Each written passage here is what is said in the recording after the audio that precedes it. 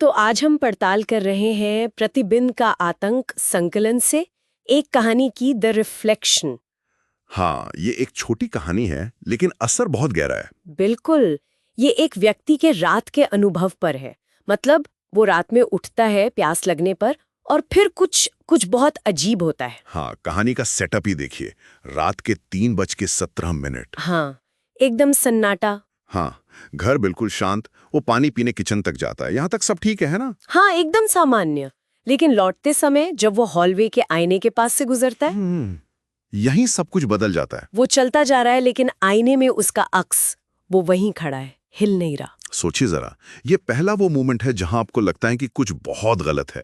मतलब भौतिकी के नियम ही टूट रहे हैं जैसे। सही कहा। आपका अक्स तो आपके साथ ही हिलता है हमेशा। बिल्कुल, पर यहाँ नहीं। ये सिर्फ अजीब नहीं है, ये असलियत पर ही एक सवाल है। और वो बेचारा वहीं रुक जाता है ना? शायद यकीन करने की कोशिश कर रहा होगा। हाँ, और फिर जो होता है वो डर को और बढ़ा देता है। वो देखता है कि वो जो अक्स हिल नहीं रहा था अब हिलने लगता है अपने आप। खुद से, जैसे सिर टेढ़ा करना। हाथ उठाना और फिर वो मुस्कान। उफ। हाँ, वो मुस्कान वो सबसे ज्यादा परेशान करने वाली चीज है, क्योंकि वो महज हरकत नहीं, उसमें एक इरादा है। इरादा? कैसा इरादा? जैसे वो अक्स अब सिर्फ अक्स नहीं रहा, वो एक अलग सत्ता बन गया है जो शायद आपको देख रहा है, आपको समझ रहा है। और शायद आपकी जगह लेना चाहता है।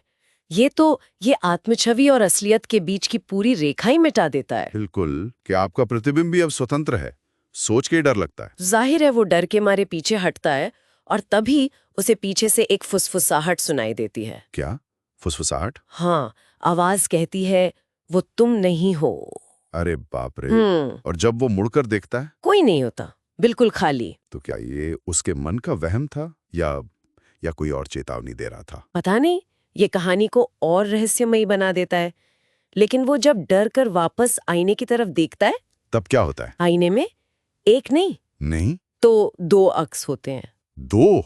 ये कैसा? हाँ। हाँ, दो अक्स, और दोनों मुस्कुरा रहे होते हैं। नहीं, ये तो पहचान के संकट का चरम है। मतलब एक अक्स काफी नहीं था, अब दो? इसका क्या मतलब हो सकता है? क्या उसकी पहचान बढ़ गई? या शायद वो आईने वाली दुनिया ने उसे पूरी तरह निगल लिया है।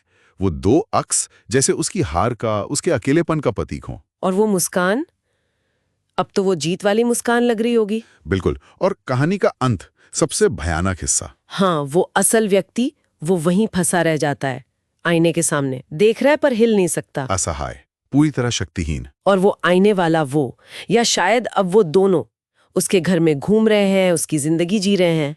ये तो कैद से भी बुरा है।